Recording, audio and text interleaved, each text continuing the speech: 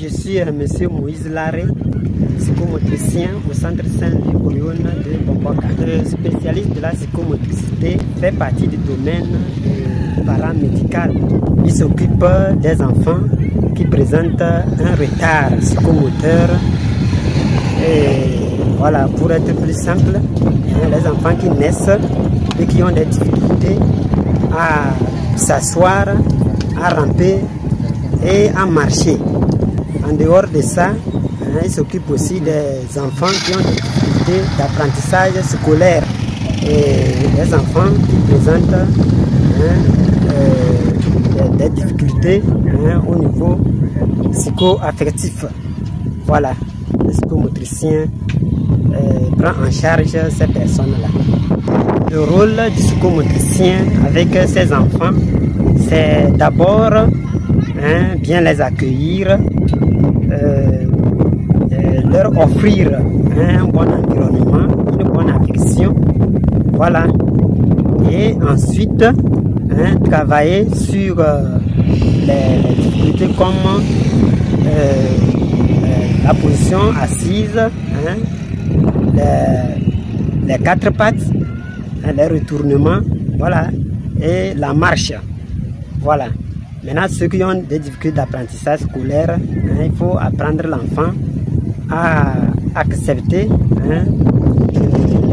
d'être à l'école, voilà, de bien s'asseoir sur un banc ou sur une table et voilà, bien saisir le bic, bien déposer le cahier et écrire.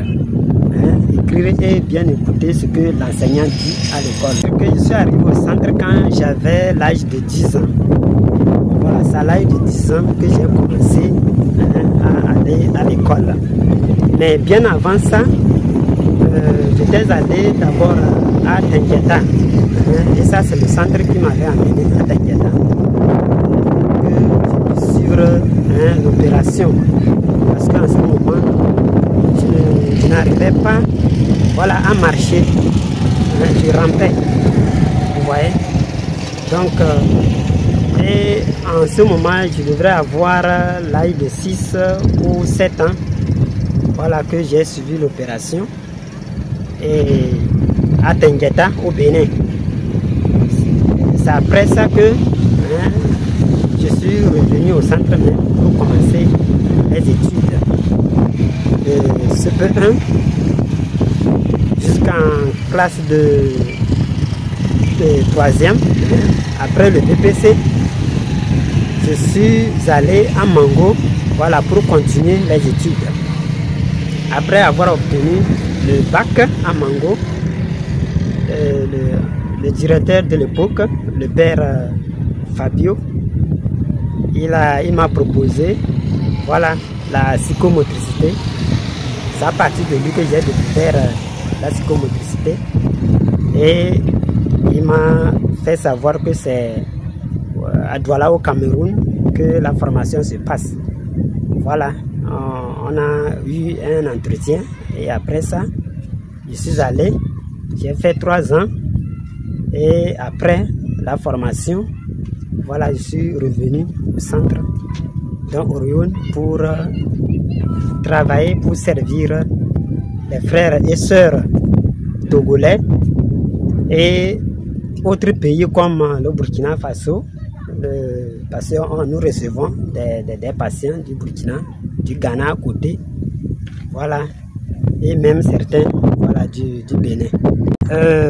En réalité, quand on a une personne handicapée, en réalité, ça ne nous empêche pas, en tout cas, d'évoluer comme les autres. Voilà, ça ne nous empêche pas. À partir du moment où nous-mêmes, la personne handicapée même a la volonté vraiment de parvenir à ce qu'il veut, il pourra atteindre son objectif. Mais il y a quelque chose qu'il faut tenir, il faut que l'environnement dans lequel il vit, n'est-ce pas, soit en tout cas comment aide la personne handicapée hein, à pouvoir aller de l'avant. Je veux dire la collaboration, voilà. Si l'environnement n'est pas relationnel, il n'y a pas de collaboration, vraiment ça peut constituer une situation, un obstacle pour la personne handicapée. Voilà. La personne handicapée, tout comme toutes les autres personnes, a besoin, voilà, aussi d'un bon regard de l'environnement. Voilà. Vous savez, chacun de nous, l'environnement dans lequel vous vivez, chacun a besoin de soutien. Quand je parle de soutien, d'abord la collaboration. Collaboration, bonne relation, voilà, dans l'environnement. Il faut que voilà, les proches soutiennent la personne handicapée. Voilà, c'est ça qui va nous permettre d'exposer, voilà, de faire valoir les qualités qu'elle a en elle.